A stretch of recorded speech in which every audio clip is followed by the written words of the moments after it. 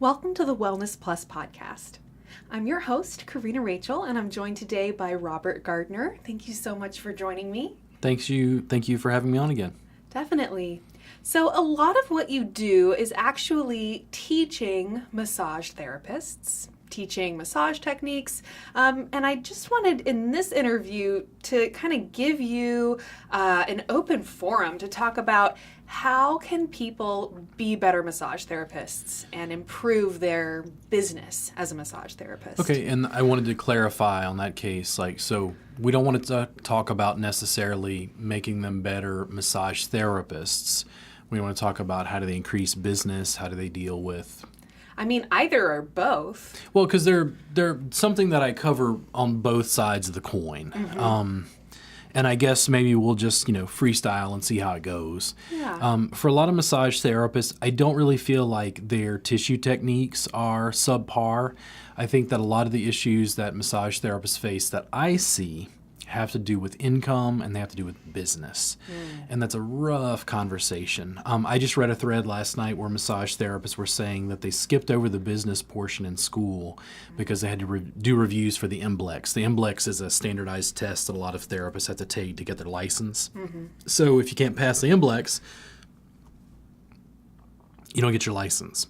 So they put that as a higher priority than teaching business skill. Mm-hmm. The general assumption is for 75 to 80% probably of the therapists going through a school, they're going to get out, they're going to work at a large local chain. Mm-hmm. That may be like Massage Envy, which is probably as far as its numbers, it's the largest employer of massage therapists in the United States right now. Wow. Because of their size. So most people assume that those therapists are going to work at a Massage Envy. When they work at Massage Envy, they don't need to work on business. Right. Massage Envy does the business for them.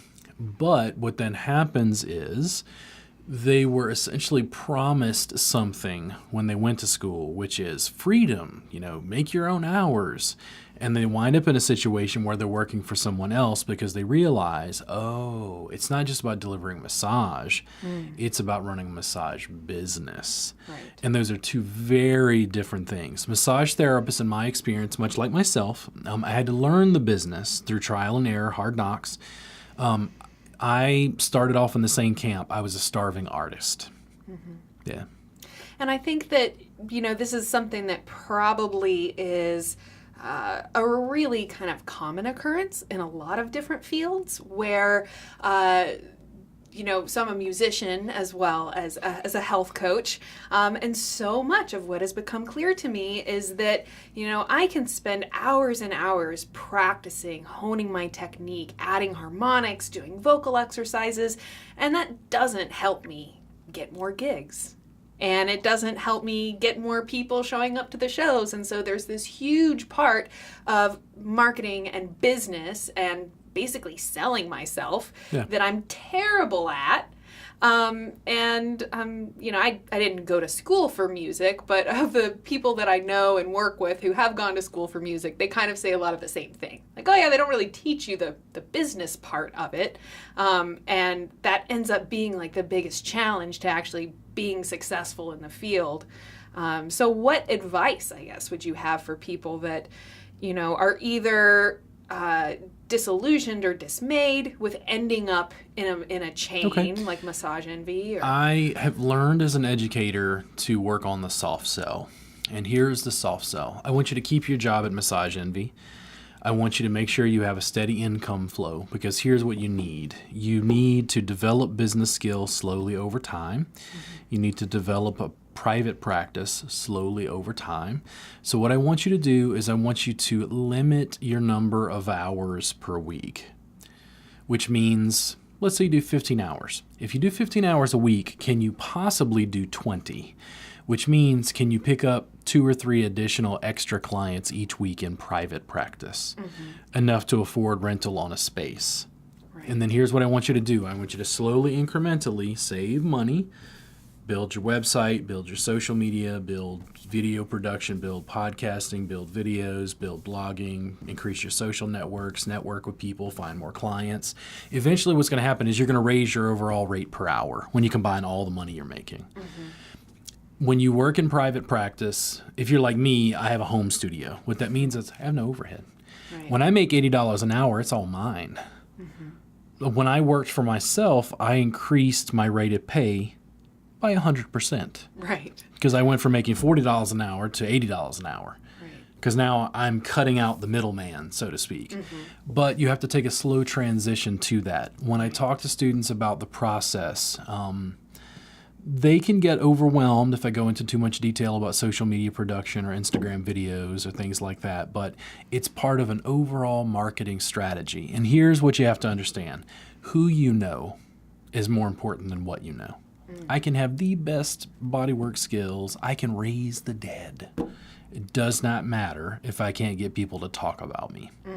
And getting people to talk about you in 2018 has a lot to do with those cameras right there and this microphone right here, because social media is everywhere. Right. The marketing landscape has changed. I'll see things like this just to give you an idea. Massage therapists will run an ad on Facebook, which I'm very pro, by the way. I think Facebook ads are a wonderful way to go. It's a very low-cost option to get yourself out there. If I had an ad that showed up in your Facebook feed and it said, hey, massage with Robert, I help you with chronic pain relief, and there's no picture of my face and there's no video, are you going to book an appointment with me? Less likely. We have a deeply intimate form of work. When you play music for people, there's a certain form of intimacy there because you're paying at a club, for a bunch of people. How much more intimate is it to work with me physically? More. Yeah, which is why I try to explain to students that social media production in particular is part of the way that they're going to win. And the way that happens is you're humanizing your brand.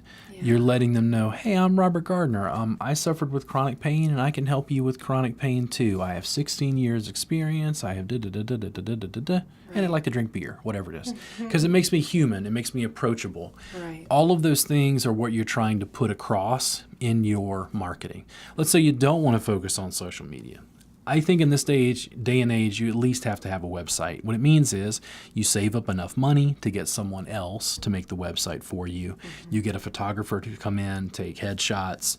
So you've got nice photos, business cards, you do chair massage, you put yourself out there, so to speak. You go to networking and marketing events.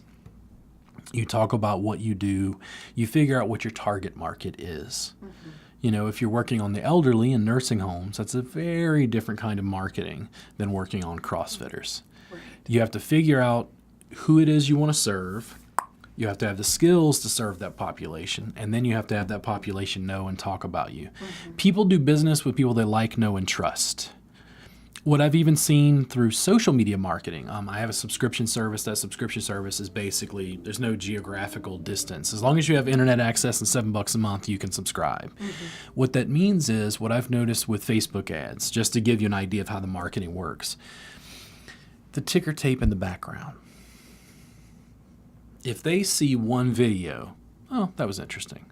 Now, if they say 2 videos, 3 videos, 5 videos, 10 videos, by the time you've hit that 10th video, do you trust me more? Definitely.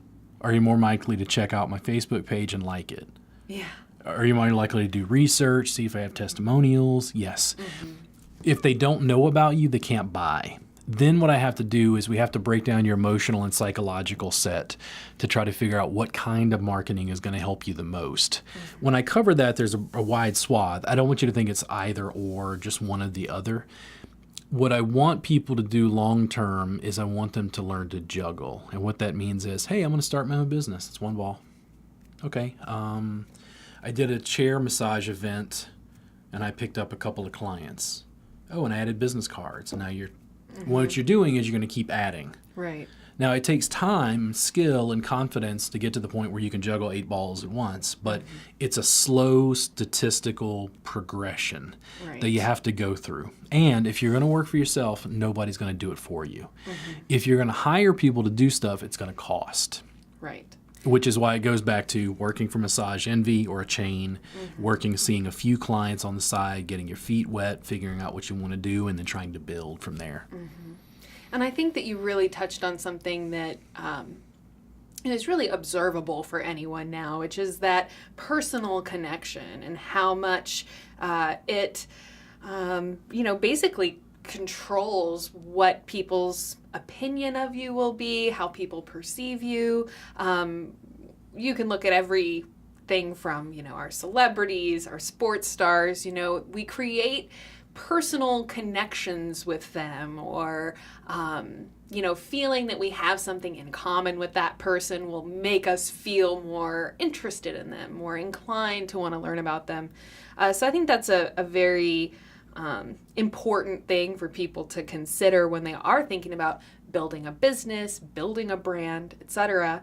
And among the massage therapists that we work with on the Psychetruth channel, I definitely get a sense that they are more in tune with the body, with understanding, the physical body and all of these different things. And this concept of business and marketing is really not the thing that they're interested in or whatever. So you tell me, you work with musicians. How do musicians feel about money? I mean, we need it. Everybody does, but how do they feel about it as artists? I mean, I think that it's for most musicians out there that are motivated by music and not motivated by money or wanting fame or whatever it is like that. It's to the extent that you need as much to survive and get by, but it's not the major motivating factor. I talk about money and finance and business so much that I think people look at me and they think I am just an arch capitalist. They think, man, Robert is the most money-grubbing, greedy. I've had students say this, like, don't be greedy. I was teaching a class in Arkansas, and a young lady said, now, don't be greedy. Because I said, man, if I have enough students, like I can buy a palatial estate in Austin. And she said, don't be greedy. And I said, greedy? I was like, listen, if I have enough money, here's what's going to happen. I'm going to buy a palatial estate in South Austin. And on that grounds, we're going to have a large organic garden. And I'm going to be able to hire people to help me tend that and keep that going. So we have fresh produce year round for what we can produce, which in Austin means you can grow almost year round. Right. In the middle of the summer now, you can only grow like, southern crops like peas and okra and things. But in addition, we're going to have little cabinas outside my house that you can stay in for free when you come take class with me. We're going to have a large on-site studio so you can just come and stay for free when you take your class. You won't have to pay any rent while you come take your class. We'll have a large studio where we have the class.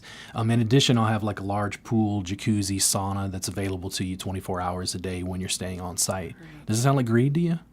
I would say that sounds amazing. Exactly. And the thing is, when I drive around Austin, and I'm in this city, so that's what resonates, I look out when I drive on I-35 and I look at opulent wealth.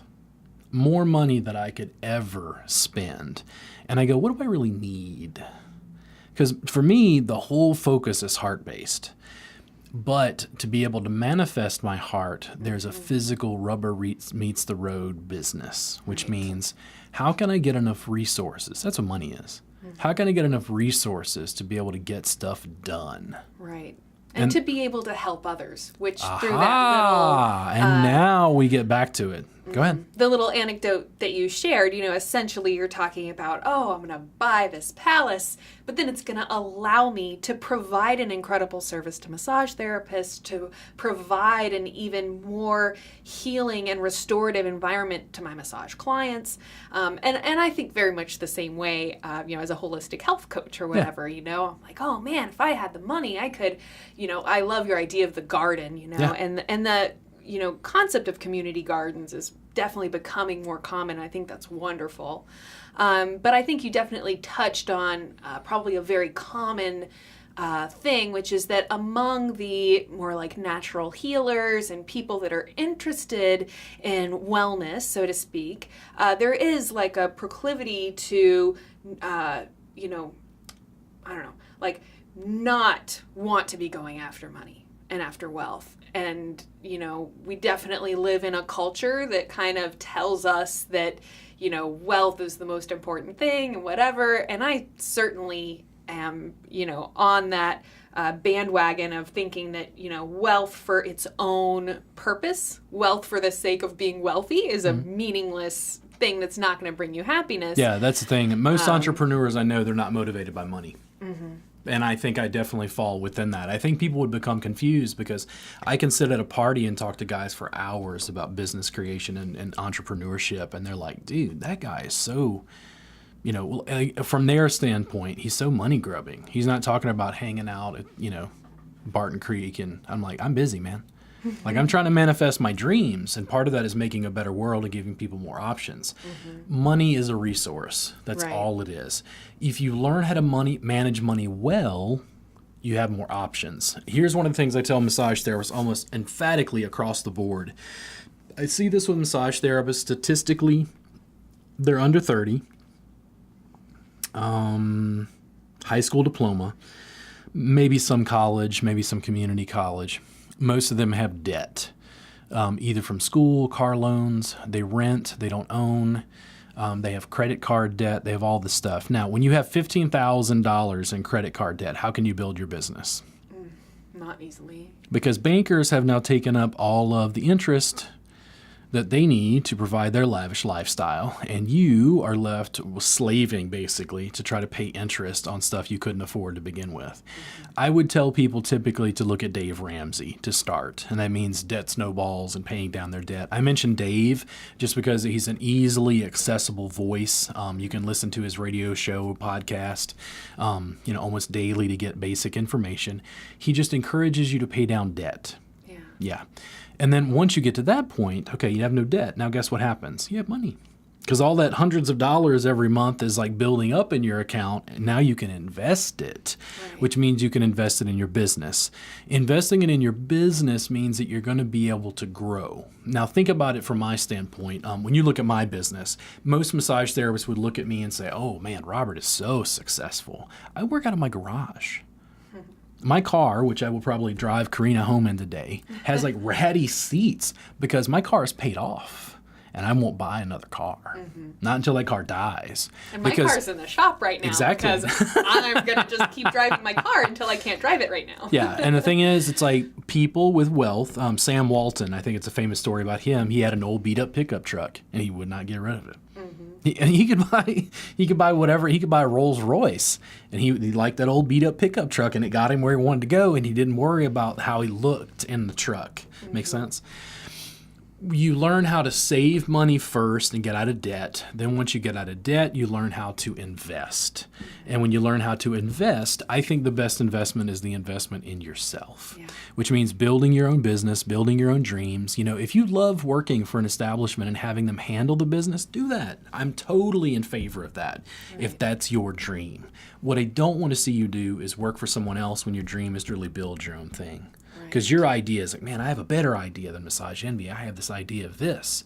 Well, you're going to have to build to that. You're going to have to build to hiring employees. You're going to have to build to paying for a facility, having rent on a facility, training, whatever. Those sorts of things come to dream manifestation. And that's why I talked about business so much, because to me, business is really where my spiritual beliefs take root. It's where the rubber really meets the road. The concretization of everything I want in an ideal world in America can be built through business. Right. Yeah. So in terms of a massage therapist who's maybe struggling with their business right now, or they're feeling, frustrated, feeling whatever. I know that you encounter that a lot with your students. What, if you were kind of to offer a game plan for them to improve their practice, improve their client relationships, get clients returning to them and recommending them, what kind of would that look like? A game plan for a massage therapist? I think generally we talked about working for somebody else, building a private practice on the side. Then once you're making a little bit more money, you need to decide how you're going to invest your money. I can't give you an exact blueprint of how I think that's going to work because everybody's emotional and psychological set is going to be slightly different. For instance, I wouldn't have a therapist focus on video production if they're not good on video. If they're not very verbal, they shouldn't be doing podcasts. They say, I'm really good at doing chair massage and talking to people in person. And I go do that. Right. Make that your focus. Chair massage is a really great way to go out in public, work with a bunch of people. And here's the thing, you have to funnel people into a sale. And what that means is it's not just making money when you do chair massage. The goal of the chair massage is to get to know Karina. Then say, Karina, listen, I'm offering a special just today. If you book an appointment with me within the next 2 weeks, I give you like a 20% discount on your session. Would you like to go ahead and book that now? Yeah. Sign me up. Immediately, yes. And then what I do is we go ahead and book your appointment, however we do that, because you're trying to funnel them from free, low cost to a higher paid thing. Right. Then when you come in for that one session, I give you that great session and then go, Karina, listen, based on what you showed me in your upper back and your neck, I think you could really benefit from at least 2 or 3 more sessions to kind of get you over the hump. Would you like to do those once a week? Sure. Or she says, no, it's a little too soon. Okay, how do you feel about every 2 weeks? Oh, okay, I can do that. You go ahead and book those appointments. You have to be able to rebook clients to create repeat business and create connection with people. Right. Then after that session, you say, Karina, listen, I really love working with you. You're a musician. I love working with people in the arts. If you have any friends, family, or loved ones who are looking for sessions, I could really benefit from having more clients. I want more people like you. Awesome. And I'm totally flattered. See, she's flattered. And that's the thing. It's connection. The thing is, if I'm encouraging relationships, is that business? If it helps grow your business. See, because networking sounds awfully dry. But building relationships sounds warm, receptive, making friends, heart-centered. Who doesn't want to make friends? Building a business feels cold, drab, evil. The evils of capitalism, right? Or is it manifesting your dreams? Then you continue that process, client to client to client. I can't give you exactitude. Like, you can always contact me and have a conversation with me about it. I talk about this stuff incessantly on my social media, on various platforms. I run a Facebook group called Massage Entrepreneurs. It's got 10,000 people on it in Facebook where I give them the same sort of advice. You know, eventually you're making enough seeing private clients that you can make a choice, because hopefully now you're out of debt. Hopefully now you have a little nest egg. Hopefully now your bills are taken care of. You're making more money. You're making more money per hour because I'm working with Karina privately. Right. Then you make the jump to private practice. Right. Now some of your time frees up. You figure out how many clients you can see to maintain your own health, to maintain your practice, to continue working on people, and you continue building. Eventually, your client base is full, which is the glory spot. Like, if massage therapists are booked out a month in advance, they feel like gold. Wow. Because you've really made it as a massage therapist. From there, you have additional challenges, because do you want to stay just a single, independent therapist? Do you want to hire people? Do you want to rent space? There's a lot of stuff beyond that.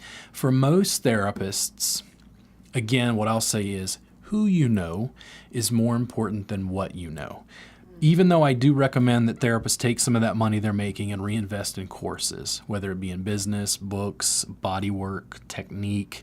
What are you interested in? I really tell therapists to follow their dreams. Even though I package what I do as Reboot in this very specific box, when students take classes with me, I don't tell them you have to do this. If you don't do this, you're substandard.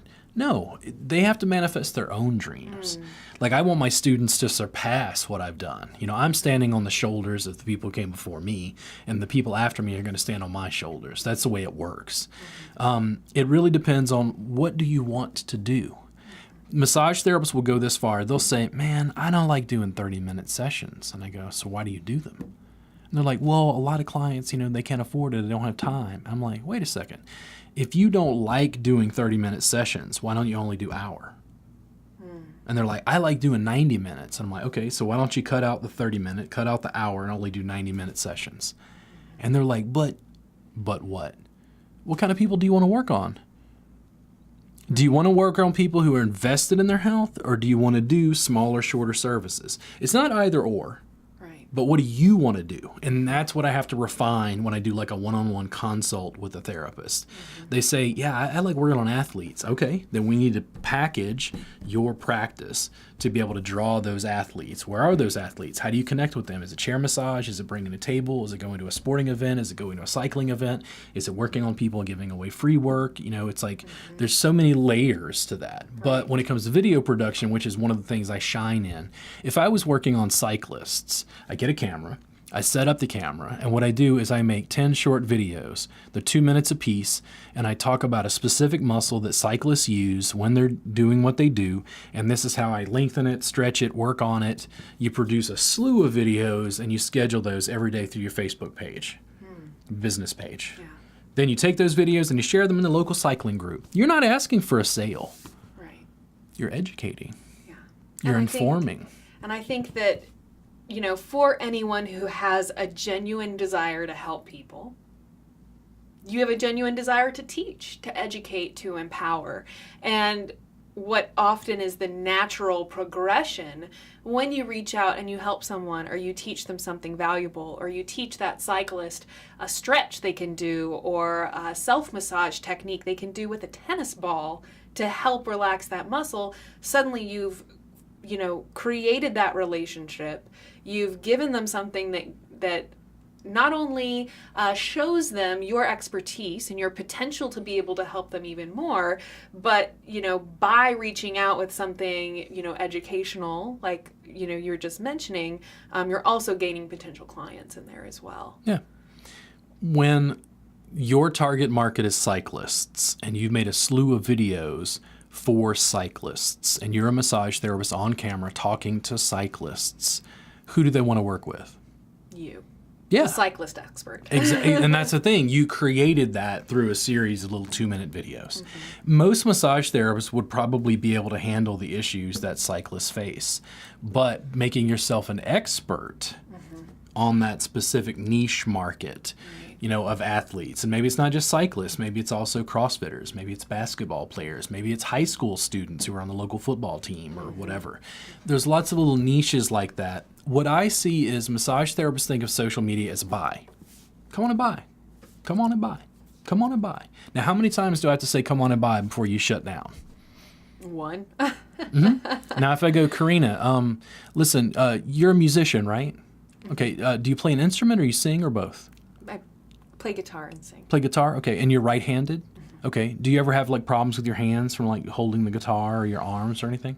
I definitely get a lot of right shoulder tension. Right shoulder tension. Okay. And then probably what I would do is I would sit down with you and make a video with you. I would have you come in, give you a little 30-minute free session for the benefit of having you in the video with me. And then I'm going to have you play guitar, and I'm going to come work on you while you play guitar. And I'm going to feel, oh, okay, she's holding the guitar like this, so she's lifting her shoulder in a certain way. She's using her trapezius. I'm going to describe that on camera. I'm going to take that video. I'm going to float it through the local musicians community. And I'm educating them. I'm not asking for a sale. I'm not saying come see Robert Gardner for a session. What I did is I increased my connection with you. I increased my social media connection because now you're going to share that video, right? Because you want people to see that you're a musician because we're cross-referencing each other. And what am I doing to all these musicians who see that video? You're helping them out and increasing their interest in you as a massage therapist. And they say, oh, but I don't have a camera. Do you have a phone? Because that is not a phone. That is a small personal computer that connects with everybody else on Earth. It just happens to make phone calls. Technology has changed. Right. When you do that and you do that consistently, it didn't cost me anything if I use my phone to do any of that. It cost me a little bit of time to be able to work with you. But how do you now feel about me because I gave you 30 minutes free to shoot like a series of videos? Awesome. And you tell all your friends and your musician friends. Then what I want to do is go out to your event and say, hey, Karina, can I set up a chair and like do chair massage at your music event? Like I'll work on the whole band for free for like 15 minutes each or whoever's in the band. Yeah, totally. What? Well, now she's a rock star. She's got her own massage therapist. Then the other musicians are like, wow, do you do this for other? You see what I mean? It's like, it's more about who you know than it is about what you know. Most massage therapists who graduated from a standardized program have enough information and education to work on a really wide spectrum of the public. Right. It depends on who do you want to work with. Do you want to work at a bar, at like a concert, so to speak? It's like it depends on the kind of work you want to do. I am very much in favor of social media when I talked about video production, audio production, podcasting, because I feel like it gives the independent sole proprietor the most leverage to give value. Yeah. Okay, so hurry up and buy. Nobody wants to listen to that. But if I give you value, what happens? You start the funnel. Yeah, you start the funnel. People who are my friends in the Round Rock area where I live, just north of Austin, somebody on their Facebook feed will say, "Hey, I'm having a problem with my back. Does anybody know a good massage therapist?" 3 or 4 of my friends will pop up, Robert Gardner, because all my social media is videos and just full of massage-related stuff. When I looked at who recommended me, all 4 of those people had never had a massage with me. Really? Why did they recommend me? They just know you. They've connected with you. And that's how you win. Interesting. It's who you know. Yeah. And the thing is, you have to, I think, by trial and error, and that's part of the challenge as far as in the beginning, you're not going to have money. In the beginning, you're typically going to have time. You have to use your time wisely. I don't want you to burn out. But I do really want you to hustle. I want you to get down to the grindstone and say, okay, I don't have money. What resources do I have? I see massage therapists consistently. They're like, I don't have money. It's like, guys, it doesn't take money. It takes a dream and gas. Right. It's like if you're willing to put in the hours. I live in the Round Rock, North Austin area. Over the, 9 years that I've been teaching, how many students have come to me and said, Robert, I want to study with you and I want to study with you consistently. I will sweep your floors, clean your studio, mow your grass, tend to your garden if you'll train me for free. How many times has that happened? I would guess a lot. Never. Never? Because we don't have an apprentice culture. Oh, yeah. And the thing is, if they came and did that, I'd be like, okay, sure, whatever. I have the Thai massage jam here in Austin, once a week. It's like $5, the entry fee. People come in. They can basically learn the bulk of what I do from that event. Not a lot of massage therapists come because they're short on time. It's like, it's not set up like a formal class the way they're used to receiving education. Right. The way I look at it, a lot of massage therapists complain, but they're not actively using the resources in front of them. I tell students consistently when I do talks at massage school, they're like, man, how did you learn all this business? I'm like, I learned most of what I know from Eazy-E. That means I have no money and I sell crack, and I take that money and then I pour it into making albums. It's like you do not have to have an MBA to figure out how to run a business in America. You have more free resources than anybody in human history. So true. It's like if you have a dream, you can create it. And what's more, Eazy-E had to pay for recording time in a studio, right? You could do it on your computer at home if you're making music. What I'm saying is the resources are there. You just have to network with people. So let's say I was going to make videos, and just to give you an idea of how this works for me, if I was going to make videos and I decided I needed music. Now, I need music that isn't going to flare up on YouTube to go against their rules or whatever. I figure out that I know enough about video production to change the audio track. Karina, can you play some music for my video? I'll put a tag underneath the video that tags you. How do you feel about that? Awesome. And then I say, hey, I'm not really good at making videos. Can I get a videographer? And then both of you get to put tags. This guy's in school. He's got a camera. He's got audio equipment. You're going to play the music. We're all going to collaborate together and cross-promote. That's what massage therapists aren't doing. It's confusing to me, but I think fundamentally there's been a huge shift in the past 20 years in how business runs. Millennials with Instagram believe they can take over the world.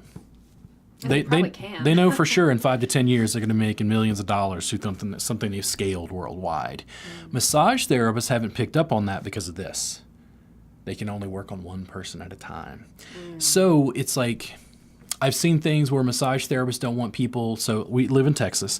They don't want people from New York liking their Facebook page. And I go, why? And they say, well, it messes up Facebook's algorithm and that person can't pay me for a massage. And I'm like, no. You're looking for customers. Come on and buy. What you're looking for is followers. You're looking for fans. I was like, if you build 10,000 to 100,000 fans, you're going to have clients. Yeah.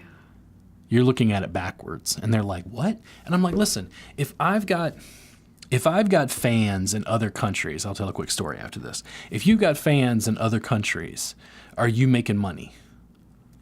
I would argue yes. So you're a massage therapist. Let's say you don't have anything to sell online. Okay, but people in Turkey, France, Belgium, Germany, Australia, Japan, Korea, South America, Argentina, Uruguay are regularly communicating with you to Texas.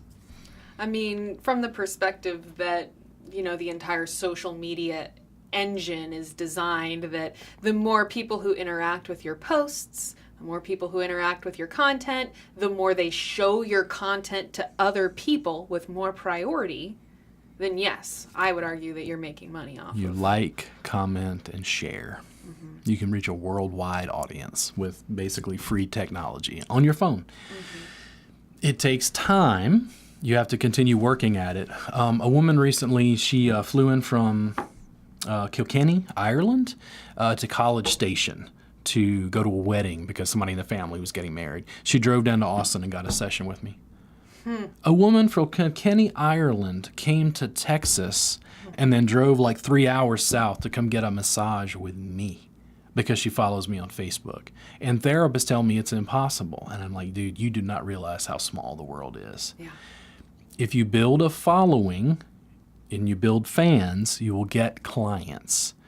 The question is, how do you build a following and fans? Because that's almost being like a notable, somebody with notoriety. My roommate's an acupuncturist, and he was in acupuncture school, and somehow it came up, he lived in his roommate and this and that, and they're like, who's your roommate? And he's like, Robert Gardner. And he's like, oh my God, dude, Robert Gardner is your roommate? That guy's like a legend in Austin. And I go, I'm just a guy living in a garage, working out of my garage, right? But it's because we've done so much with social media, both through Psychetruth and through my own channels, that I continue to do it. And here's the thing. It doesn't matter if I throw out my seeds, so to speak, to 100,000 people, that 99,000 people don't care or not interested. I got 1,000. Right. How many clients do you need as a massage therapist? If you have 100 to 300 regular clients, you can't see any more clients. You're done. Yeah. Your goal is to get 100 to 300 clients who are regular clients. And then you have other problems to deal with as a business owner. Because how do you scale? Right. What do you want to do? How do you build? When it comes to building your business, you have to manage the finance. You have to start where the rubber meets the road. You have to have the basics that we think of that any business would have in modern America. You have to have a website. You have to have some basic social media production, and you have to connect with people that become clients.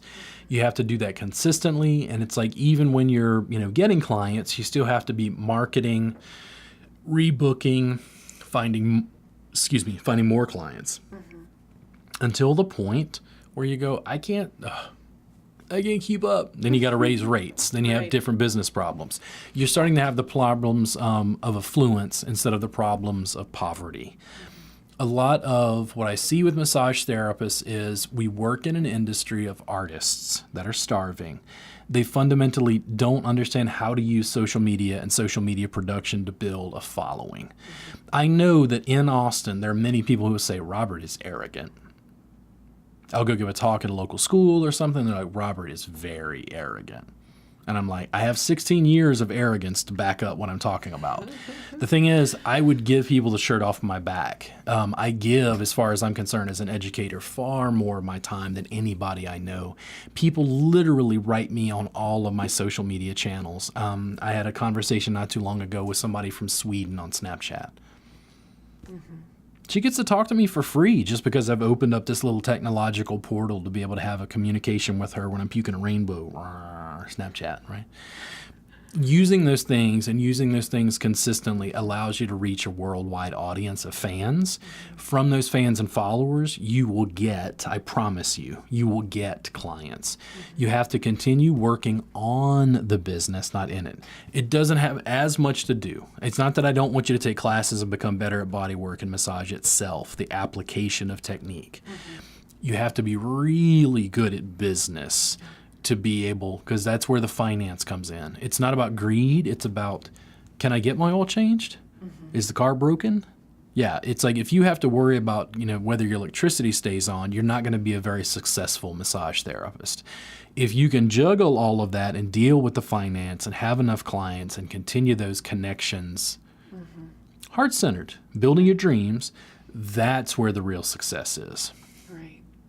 And, I think realistically speaking, there's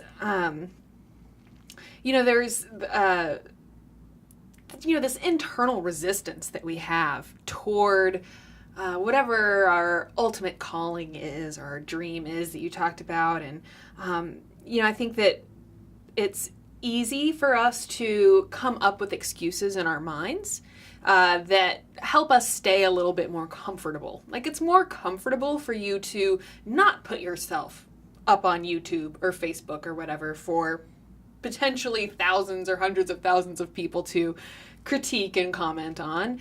It's more comfortable to, not do a lot of the different things that can bring us a lot of benefit. So, I think maybe part of the recommendation is that you're open to trying new things. And sometimes that means coming out of your comfort zone. I definitely think that you made a really, really good point about, finding your niche. There's, certainly a concept in marketing that the more targeted your audience and the more you have something niche that you offer, you're going to get more response than if you just kind of have something really general. It's confusing the therapist because they think, well, massage is for everybody. Right. And massage is for everybody. The question is, are you for everybody? Listen, I'm caustic, I'm abrasive, I'm verbally abrasive at times. I curse in class. I tell students, if you don't want an educator who curses, don't come take class with me. And immediately what it does is it takes the 80% and they go, I'm not interested. But then the 20% are like, we love this guy. We want to drink beer with this guy. And I'm like, you're my student, come on. It's really about, drawing the people you want to work with. I'll tell students this in class. And I use examples like this all the time. I'm like, do you want to date everybody? Yes, I want to date everyone. And they're like, no. I'm like, how many people you want to date? And they're like, oh, maybe one or two. I'm like, how many people want to marry? And they're like, oh, one. I'm like, now why do you want all the clients? Why don't you want the clients that you want to work with?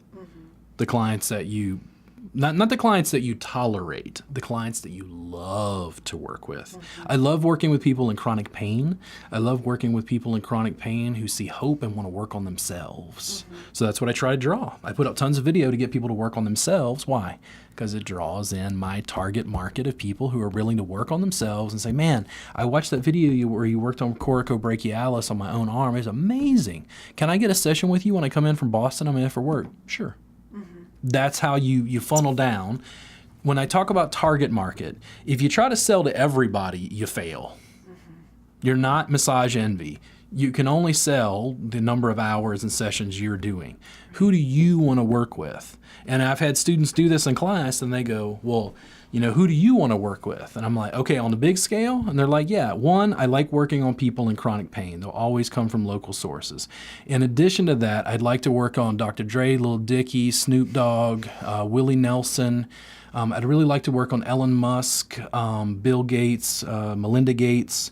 If Donald and Melania Trump would like to come by, that's fine. Kanye, I don't know his music real well, but I'd be happy to work on him. If Oprah, Dr. Oz, any of those folks would like to get a session, I'd be happy to comp you one. Sure, totally. They all experience. And the thing is, they go, whoa, man. And the thing is, what I deal with in business is I have to take the student.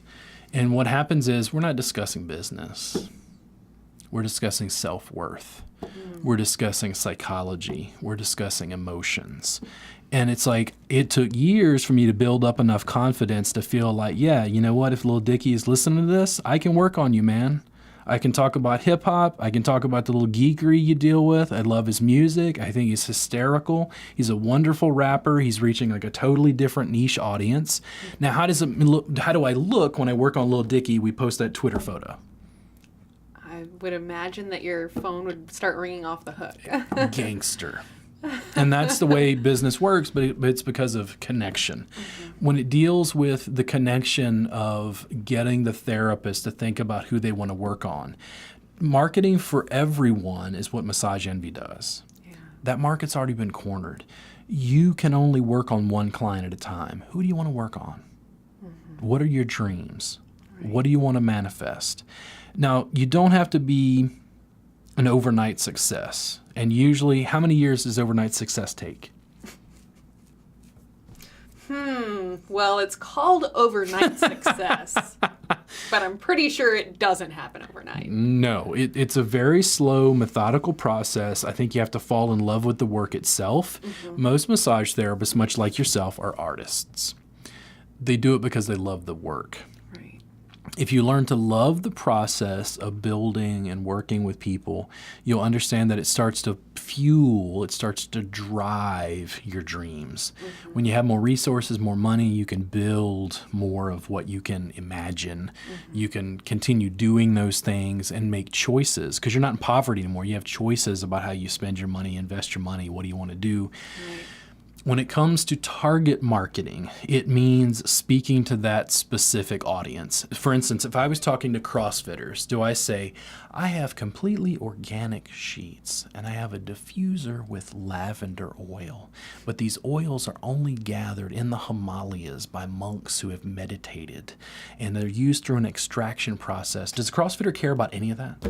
Really doubtful. Okay. And then I say, listen, you're a CrossFitter. I do a practice. It's called a reboot. The session is 3 hours long. It's perfect to increase mobility and decrease pain. It's for people who want optimal performance. It's the CrossFit of massage. Oh, man. That sounds awesome. And there you go, because it's targeting CrossFitters. But here's what happens. Even though you say, well, I don't, it's like you're not excluding the rest of the population. Here's what happens. Target marketing works because when you draw that funnel, that target of CrossFitters, well, guess what? CrossFitters are a really nuanced group of people. They have rotator cuff problems. They're having problems with their hips. They're mobility issues related to this like extreme kind of sport they're doing, right? Now, are those CrossFitters married? Do they have partners, wives, friends, girlfriends? Probably. And they become a referral source. But your advertising budget, because it's small, one, you're not going to take out a billboard and it costs thousands of dollars. You're going to run a Facebook ad. You're going to set up a very good video to those CrossFitters. You're going to target those CrossFitters. You're going to target those CrossFitters within a 30-mile radius of you. Could you do this now? Because we're on Facebook. We're not marketing through the yellow pages. Those ages are dead, guys. Trust me. Now what you're doing is you're making a video just for those CrossFitters, kind of in that verbiage I just used. You're running it $5 a day. If you get one client, it's going to pay for a week of ads. Yeah. But it's not about seeing that one client. It's about seeing that one client and getting that client to rebook. And then you say, hey, you're at the CrossFit studio. Do they have any interest in having me coming down and do free work on people? Yeah. Oh, well, then you're marketing to all of those people and you're running an ad and you're trying to pull in multiple revenue streams. Meaning, when I say revenue streams, you're getting clients from the ad and you're getting clients from the in-person contact. There's a million little ways to do that. A lot of what I see when I work with therapists, it comes to their emotional and psychological set. They're not confident yet. And here's what happened with me. And I still have challenges with this. When I hit obstacles, I get angry. Anger is the one emotion I have horrible, horrible problems with. I'm internally frustrated with all the limitations in the world where people don't understand what I'm trying to do to let heaven dawn, right? But the reason what I do developed is because all of that grit is what produces the pearl. All the good ideas came because of all the doors slammed in my face. Right. Not when people made it easy for me. And that's the thing. It's like you have to fall in love with the process. So if you knock on doors, so to speak, and try to get a client and they say no, they don't get mad. You go to the next door. I try to explain to people, I'm like, listen, do you target market, quote unquote, when you ask a young lady out? Yes, absolutely. And I go through an exclusion criteria and I go, her, okay. I go and talk to her. I ask her out. She says no. Do I get crestfallen? Do I ruminate for 2 weeks that a girl said no, she didn't want to go on a date with me?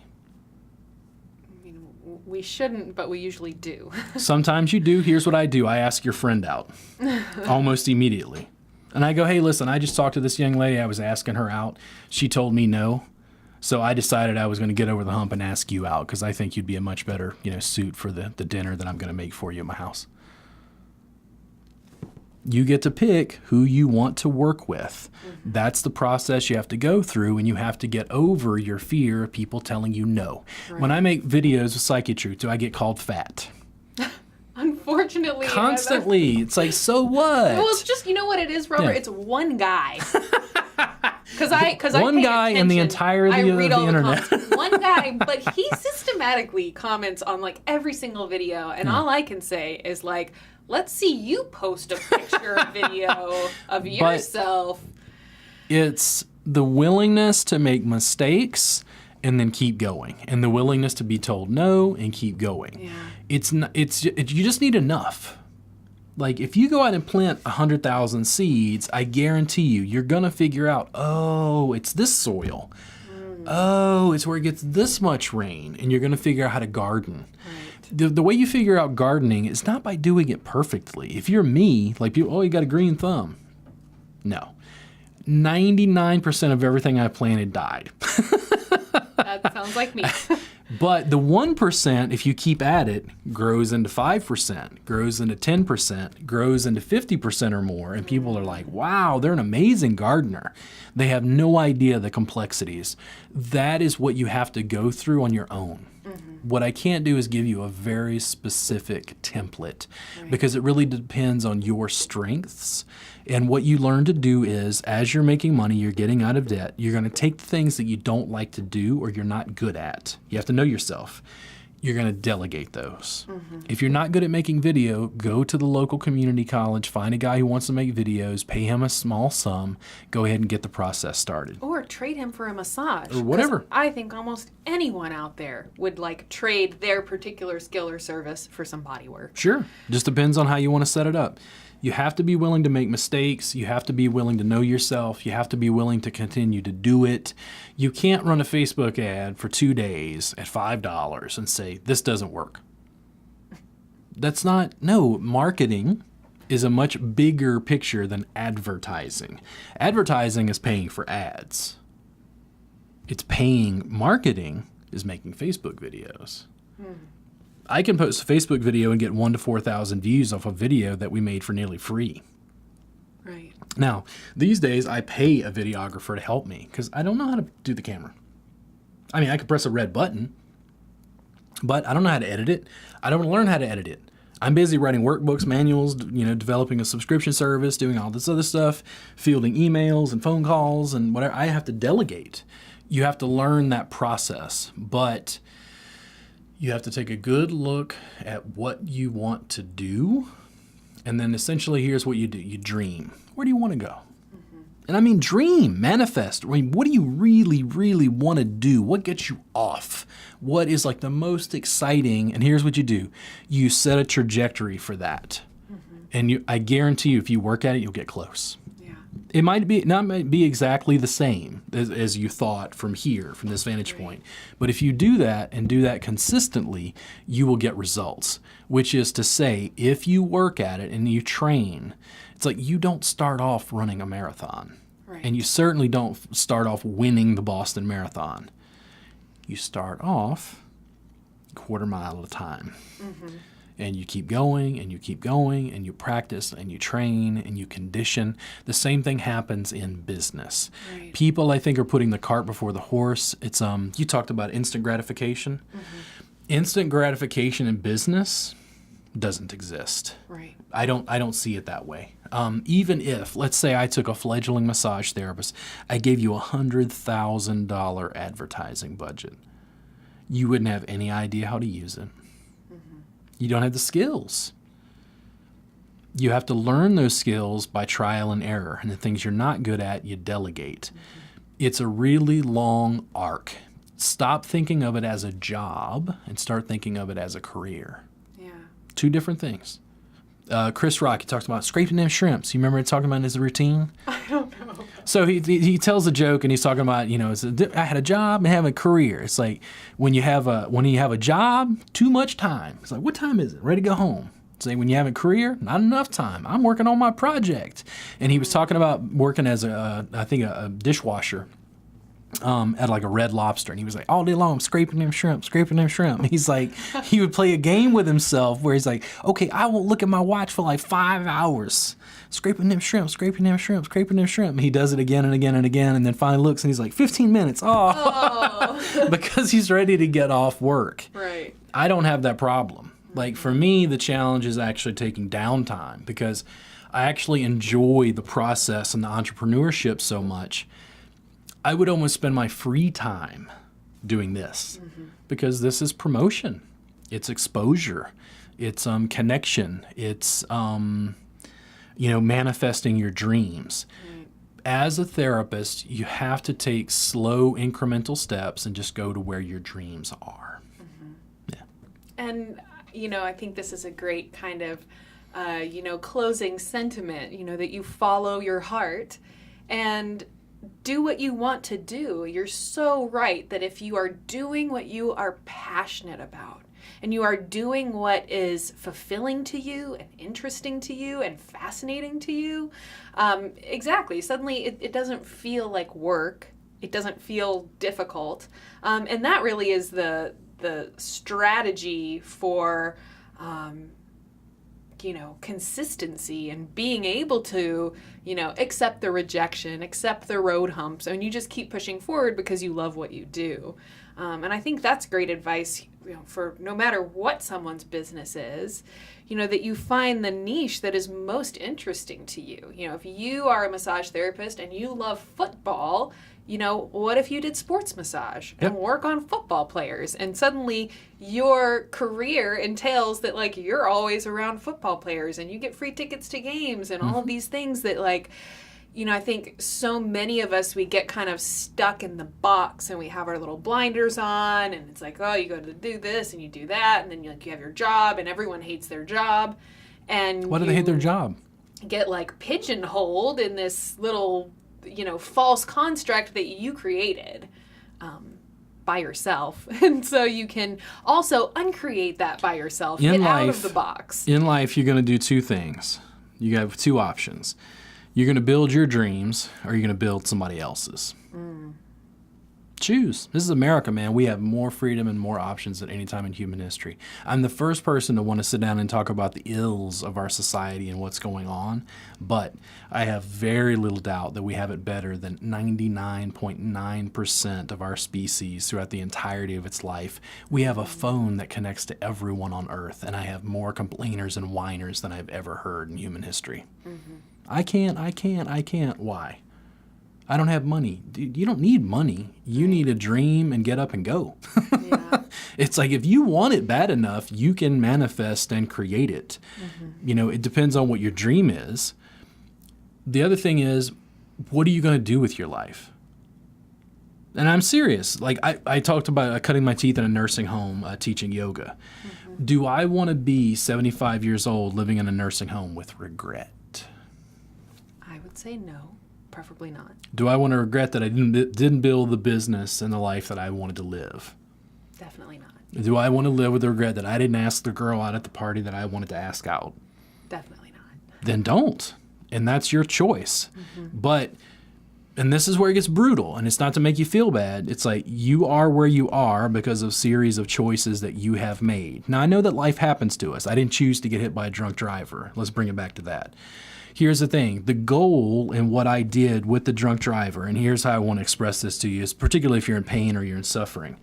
The goal is to get to a point where I have so healed the trauma and the pain that happened to me from that drunk driver that I can give him a hug and thank him for being my best teacher. Because essentially it was that incident that led you down this path in the first place. If you had told me that when I was in pain, I would have punched you. Because I'm not ready to hear that harshness of that story, that karma, right? But that is how it works. You took the fact that I was a struggling massage therapist, and now I'm doing a podcast with Psychetruth talking about how massage therapists can build their practices. That's how it works. The grit is what makes the pearl. You can't resist the process. It's not about you putting yourself in a place where you have more pain and suffering. That's not it. It's that you're going to have to deal with the stuff that comes up, and you're going to have to manage to continue to build. You have to quit walking away from the fact that, like, well, I grew up in the projects, so what options do you have? It's like, okay, well, I grew up, I was in Louisiana. I was a year after Hurricane Katrina when I moved to Austin. So it's like you make the best of it. You do the best you can. I'm of a very firm opinion that as bad as things are, they're still, in America right now, they are 100 times better than they were 100 years ago. Mm-hmm. So many options, so many more options. You can move. Well, it's like the economy is bad in, Baton Rouge. Move. Yes, you have to make sacrifices. You have to make choices, and sometimes those aren't easy. Mm-hmm. They're not always fun. I wouldn't have chosen to be hit by a drunk driver, but when you take that impetus and take a bunch of broken eggs, you make an omelet. And you say, hey, I don't know how to do video production, but my friend Sean does. Okay, network with Sean. You have to continue to build. You have to essentially... it always goes back to the spiritual, right? So we talk about money, we talk about business, and it goes back to spirituality and like realizing your own karma, like processing your own stuff. Mm-hmm. It's like, if you make bad choices, you're going to make a bad result. That's karma. That's not sinners in the hands of an angry God. The Creator is punishing you. That's that, you choose to walk around in the dark and have furniture, you're going to stub your toe. If you turn on the lights, you're much less likely to stub your toe. That's how it works. If you're broke, there's a reason. And you have to quit blaming other people for everything. You have to start looking at yourself. Because here's what it amounts to. No matter what's going on in the society or the world around you, how much control do you have over your situation? All of it, if you take the responsibility. And here's the thing. What can I really do about out there? Nothing. What can I do about in here? Everything. So in here becomes the handle. Right. And that's where you start the process and the work. I'm not saying don't get angry. I'm not saying don't be frustrated. In fact, I'd say if you're not getting angry or frustrated or whatever, you're not doing the work. Because that's just part of it. Yeah. If I go out right now and put on a new exercise regimen, it's going to be hard. And there are days I'm going to be sore and I'm not going to want to work out. And I'm gonna. But if I do it again and again and again, what happens to my health and strength and fitness? It all improves. And that's the same thing with your business. You have to do a little bit every day to just keep walking towards your goals. Awesome. Robert, I want to thank you so much for sharing all of this with us. This is... I'm not a massage therapist, but this was really mind-opening for me as well. So I am so grateful for this information. I would love to delve in future podcasts into, maybe the more like on the table part of becoming a better massage therapist. Sure. And helping clients, helping people out of pain. But this was such an awesome, awesome topic, and I'm so looking forward to sitting down with you again. Cool. Thank you very much for having me on. I'm always happy to. Definitely. And I want to thank all of you for tuning in. Thank you so much. If you want to learn more about Robert, you can visit him at robertgardnerwellness.com. He also has hundreds of videos on wellnessplus.tv, as well as his own social media platforms that you can find if you access his website. I want to thank each and every one of you for tuning in, and I hope you have a wonderful rest of your day. We will see you again soon. Yeah, because working with people who are also driven by their passion and their interest and their love and their true deepest desire to do whatever that thing is, like that is when you hit the gold mine, so to speak. Yeah. And it's the same thing, with what we do in video work. The people who are so deeply inspired to just share information that helps people. I mean, they make the best videos and they get the best response. And then the warm, fuzzy feeling that they get when they see those comments, oh my God, thank you so much for this. This is my first time doing yoga and I feel so amazing. I mean, you can't even imagine the warm, fuzzy feelings you get from something like that. So hopefully we've encouraged people to to do that, follow their heart, follow their passion. Yep.